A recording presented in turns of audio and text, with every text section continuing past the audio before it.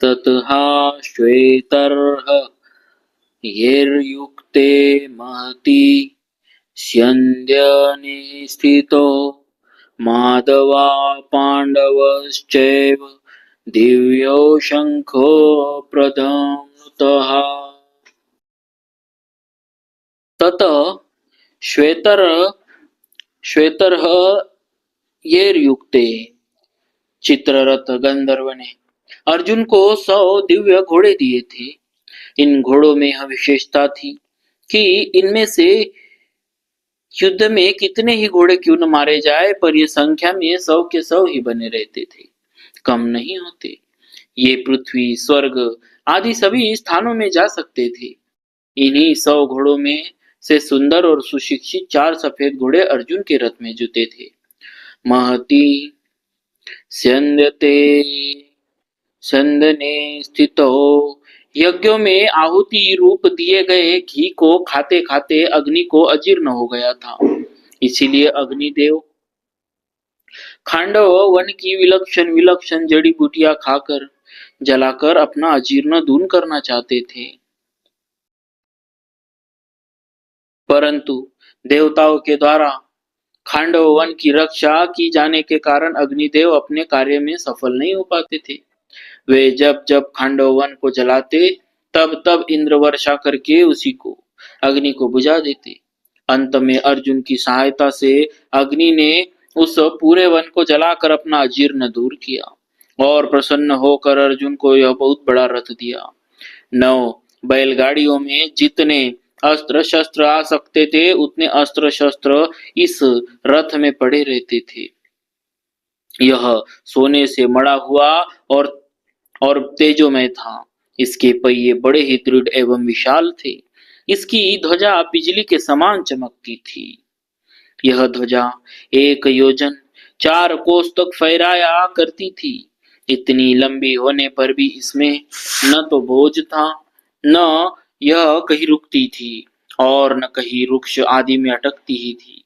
इस ध्वजा पर हनुमान जी विराजमान थे। स्थितो कहने का तात्पर्य है कि उस सुंदर और तेजोमय रथ पर साक्षात भगवान श्री कृष्ण और उनके प्यारे भक्त अर्जुन के विराजमान होने से उस रथ की शोभा और तेज बहुत ज्यादा बढ़ गया था।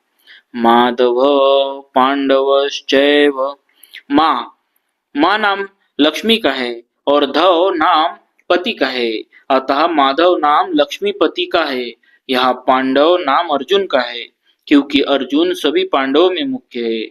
पांडवानाम धनंजय, अर्जुन नर के और श्री कृष्ण नारायण के अवतार थे।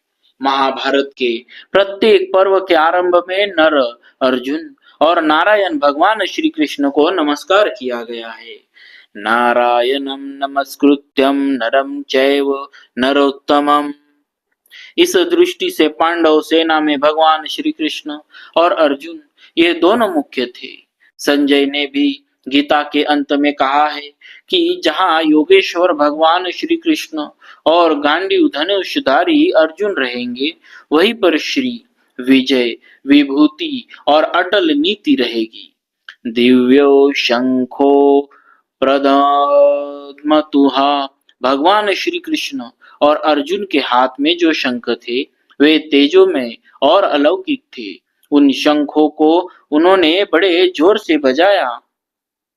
यहाँ शंका हो सकती है कि कौरव पक्ष में मुख्य सेनापति पितामह भीष्म है, इसीलिए उनका सबसे पहले शंख बजाना ठीक ही है, परंतु पांडव सेना में मुख्य सेनापति धृष्टद्युम्न के रहते हुए ही सारथी बने हुए भगवान श्री कृष्ण ने सबसे पहले शंख क्यों बजाया? इसका समाधान है कि भगवान सारथी बने चाहे महारथी बने, उनकी मुख्यता कभी मिट नहीं सकती। वे जिस किसी भी पद पर रहे, सदा सबसे बड़े ही बने रहते हैं, कारण कि वे अच्युत है, कभी च्युत नहीं होते, कभी च्युत होते ही नहीं। पांडव सेना में भगवान श्री कृष्ण ही मुख्य है। पांडव सेना में भगवान श्री कृष्ण ही मुख्य थे और वे ही सबका संचालन करते थे। जब वे बाल्यावस्था में थे, उस समय भी नंद उपनंद आदि उनकी बात मानते थे। तभी तो उन्होंने बालक श्री कृष्ण के कहने से परंपरा से चली आई इंद्र पूजा को छोड़कर गोवर्धन की पूजा करना शुरू कर दी। तात्पर्य है कि भगवान जिस किसी अवस्था में, जिस किसी स्थान पर और जहाँ कहीं भी रहते, वहां वे मुख्य ही रहते हैं। इसीलिए भगवान ने पांडव सेना में सबसे पहले रहते,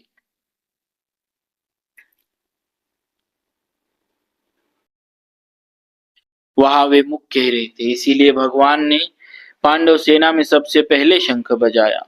जो स्वयं छोटा होता है, वही ऊंचे स्थान पर नियुक्त होने से बड़ा माना जाता है। अतः जो ऊंचे स्थान के कारण अपने को बड़ा मानता है, वह स्वयं वास्तव में छोटा ही होता है। परंतु जो स्वयं बड़ा होता है, वह जहाँ भी रहता है उसके कारण वह स्थान भी बड़ा माना जाता है। जैसे भगवान यहाँ सारथी बने हैं, तो उनके कारण वह सारथी का स्थान पद भी ऊंचा हो गया। बोलिए भक्तवत्सल भगवान की।